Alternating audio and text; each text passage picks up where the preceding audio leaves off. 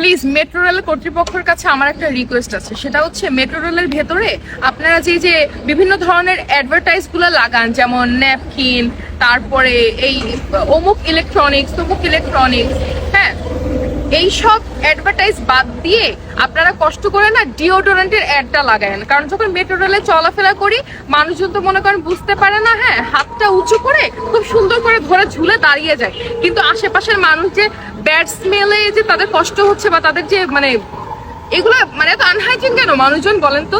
আপনারা মেট্রো রেলের মতো এত ভালো একটা যানবাহনে চলতেছেন, সো আপনাদের তো অ্যাটলিস্ট ইটস নট অ্যাবাউট যানবাহন, ইটস অ্যাবাউট পার্সোনাল হাইজিন।